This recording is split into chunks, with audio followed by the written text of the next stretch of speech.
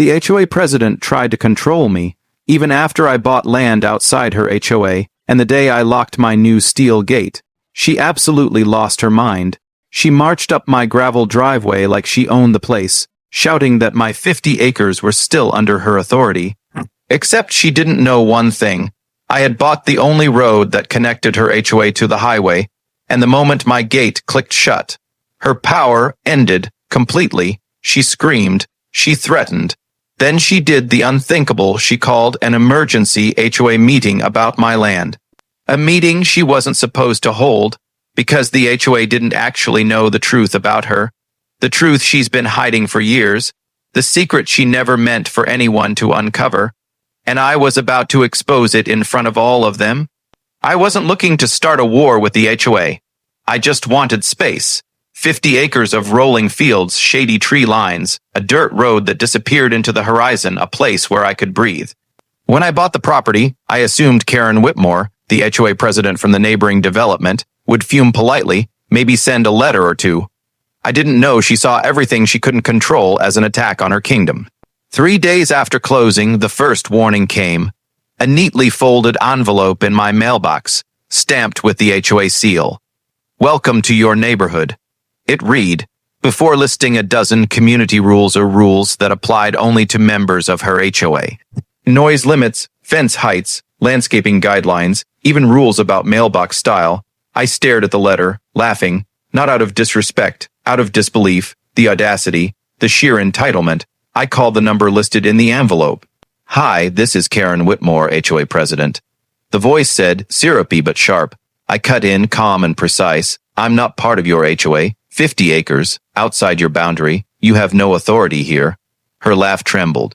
A controlled, fake laugh. Well, everything around us eventually comes under our guidelines, she said. I raised an eyebrow. Everything except the land I own. That was the first crack in her composure. But I could feel it already. She wasn't done. A week later, I installed the steel ranch gate at the entrance to my property. 20 feet of solid protection, tall enough to block any vehicle, locked, imposing a clear boundary. The moment the final bolt clicked into place, she appeared, stomping up the driveway, red-faced, hair bouncing with rage. You can't block access, she shouted. I took a step forward, calm, hand in my pocket. Access to what? Her eyes flicked to the gate, then back at me. This road, the neighborhood uses it for emergencies. I smiled slightly. This is private property. My deed proves it. Her face froze. You should have asked HOA approval. I'm not in your HOA. I said softly. The words hit like a sledgehammer. Her jaw tightened, her hands trembled, and just like that, the seed of obsession was planted. She didn't just want to control the land, she wanted to annex it, make it part of her HOA empire, turn my freedom into her playground. Over the next few days, things escalated quickly. Mailbox tampering. Fence unlocked at night. Fresh tire tracks on my property. I wasn't paranoid. I had cameras. Hidden in the tree line, motion, triggered, silent. 2 nights later, I checked the footage. There she was. Karen, golf cart deep inside my woods, sunglasses on, notebook in hand, mapping my land like it belonged to her. And then it happened. She stopped at the far edge of the property, crouched, and pulled something from under the leaves, a plastic container. Inside were maps, handwritten notes, plans, detailed sketches of my property with arrows marking potential HOA expansions and water access points. Her secret, her obsession, hidden, exposed, all in my hands now. I didn't act immediately. I waited, because now I had proof, and she was about to make her next move. The morning sun hit the tops of the trees, golden light spilling across my 50 acres, and for a moment, everything felt peaceful. I almost forgot Karen existed. Almost, but by 9 a.m., I heard the unmistakable rumble of a golf cart, fast, angry, out of place. She was back. Karen Whitmore, red-faced, clipboard in hand, flanked by 2 HOA board members, speeding down the edge of my property line like she had a mission. I didn't run. I didn't shout. I stood on my porch, hands in my pockets, watching her approach, calm, patient. As soon as she stopped at the gate, she jumped off the cart and waved her arms wildly. This is illegal. You can't block this road. You're refusing HOA compliance. She screamed, her voice cracking with fury. I walked slowly down the steps, my boots crunching on the gravel. Step back. I said quietly, "This is private property. You are trespassing." Her eyes bulged. "Trespassing, This is for the community, not my property," I replied. "You're standing on land that has never been part of your HOA. And these cameras," I pointed to the corners of the driveway, "have recorded everything." She froze. Her two board members exchanged nervous glances. Then she tried the classic intimidation tactic. "I'm calling the cops." She spat. I nodded. "Please do." 10 minutes later, 2 patrol cars rolled slowly down my dirt road, lights flashing. Officers stepped out, calm and professional, surveying the situation. Karen ran up, pointing at me like she was pointing out a criminal. "He's blocking the road. He's ignoring HOA regulations. You need to remove the gate immediately." The officers glanced at my deed and the property maps I handed over. One of them looked at Karen, then back at me. "Ma'am, this property is outside your HOA jurisdiction. He's within his rights." Her face turned pale, then red, then pale again. She sputtered, tried to argue, tried to hand them her documentation. The officers didn't even glance at it. I stood silently, watching the collapse of her ego, watching the empire she thought she commanded crumble right in front of her eyes. But Karen wasn't done. She retreated. For now, that night, I reviewed the camera footage from earlier in the week. Karen's obsession was worse than I imagined. She had returned again after the first confrontation, late at night, carrying a flashlight and a small box. She crouched near the trees, scribbling notes, mapping potential easements across my property. She was planning to sneakily annex my land into her HOA, using back channels, legal loopholes, and intimidation, all while pretending to be a reasonable community leader. Her greed, her obsession, her arrogance. It was all documented. I smiled. Every step she took to try and control me had left a trail of breadcrumb path that I could follow to expose her, and I would.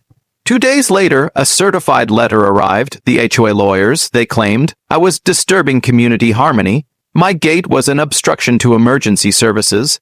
I must remove the gate immediately or face legal action. I read it carefully, then laughed. The letter made it clear they didn't understand boundaries. They didn't understand property rights. They didn't even know the law. I contacted a local attorney specializing in property disputes. "Everything they're threatening," I said, "falls apart the second we show the deed, the property maps, and the HOA own bylaws. They have zero jurisdiction." My attorney nodded. "You're untouchable, but you need to stay calm. Don't provoke them. Let them step on their own landmines." Perfect. That's exactly what I planned to do. The next morning, Karen returned again, this time with more intensity, more board members, and a fury that could be felt across the tree line. She brought cameras, clipboards, and even a reporter from the local HOA newsletter. She was determined to document my alleged violations and shame me publicly. I watched quietly from my porch, letting her rage grow. When she got to the gate, I opened it slightly and walked halfway down the driveway. Calm, measured, "You're trespassing again," I said, her face twisted. I'm protecting the community, you must." I raised my hand, holding up the photographs from the trail cameras. There she was. Midnight, sneaking onto my land, planning expansions. Everything captured, every step, every note. Her jaw dropped, silence. The board members looked between her and me, confused, uneasy. I smiled. "Everything you're doing, everything you've tried documented. All your plans, your secrets, your trespasses captured and ready to present to the county. Any more attempts to intimidate me will go straight to the authorities." She turned bright red, her face a mixture of rage, fear, and disbelief. And then, for the first time, I saw her retreat, slowly, stiffly, her board members trailing behind. Her power, her imagined empire had no reach here. Not past the gate, not on my land, not ever. The sun rose over my 50 acres, golden and calm, masking the storm that was about to hit Karen's world. After weeks of failed intimidation, trespassing, and threats, she was desperate. Every HOA member she could gather was now a spectator of her unraveling control. She had pushed too far, and I was ready. It happened mid-morning. Karen showed up again, but this time, she brought the HOA attorney and 3 board members. They thought that sheer numbers and legal jargon could intimidate me into removing the gate. I met them at the edge of my driveway. My steel gate gleamed in the sun, locked tight and fully secure. "Remove that gate immediately," she demanded, voice sharp, trembling with frustration. "I've already explained," I said calmly. "This is private property. You have no authority here. You've trespassed multiple times, and every single move you've made is documented." Her attorney opened a binder, papers fluttering. "We are prepared to file a lawsuit." I held up my phone showing the trail camera footage, her midnight visits, her maps, her secret notes buried on my land. The board members gasped. Karen's face drained of color. Her perfect HOA president, mask cracked completely. You have evidence," she whispered, faltering. "Evidence of your trespasses, your illegal plans, and your obsession." I replied, "One more step onto this land, and the county sees it all." She tried to argue, but the lawyer on her side shook his head. Even he realized the case was unwinnable. Then I pulled the final card, the container she had hidden on my property. "Care to explain this?" I asked. Her eyes widened as the container was laid out. Maps, notes, hidden plans, her secret annexation of my land, recorded for anyone to see. Her voice cracked. It wasn't meant for anyone. The county officer I had called earlier was on site now. He stepped forward. "Ma'am, this is evidence of trespass and attempted illegal acquisition. Any HOA attempt to claim control here is null and void. This property is fully private." Karen staggered back, her empire collapsing in real time. The board members didn't know where to look. The attorney sighed and closed his binder. For the first time, she was powerless, completely exposed. I walked slowly to my gate, unlocking it for the first time in weeks, and let it swing open. "Consider this your warning," I said softly. "Never again." Her jaw dropped. She had no words. I turned back toward my house, the wind catching the tall grass, sunlight spilling across my restored fields. For the first time in weeks, I could breathe freely. Her HOA couldn't touch me. They couldn't intimidate me. And the land she coveted, every inch of it, remained mine, forever protected. Weeks later, the headlines didn't print her humiliation. But in our little corner of the world, the story spread quietly. HOA members whispered, neighbors nodded. Karen Whitmore learned a lesson she would never forget. You can't control land you don't own.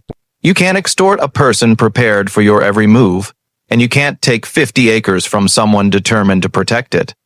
I walked my property at sunset, the steel gate glinting behind me, trees swaying gently in the breeze. No letters, no threats, no trespassing, just 50 acres of freedom, and the knowledge that Karen's empire built on control, fear, and entitlement had crumbled because I refused to be intimidated. Because sometimes, locking a gate isn't just about security. It's about showing the world that freedom can't be stolen, not even by the most obsessed HOA president. If you enjoyed this story, please like and subscribe for more videos. Thank you.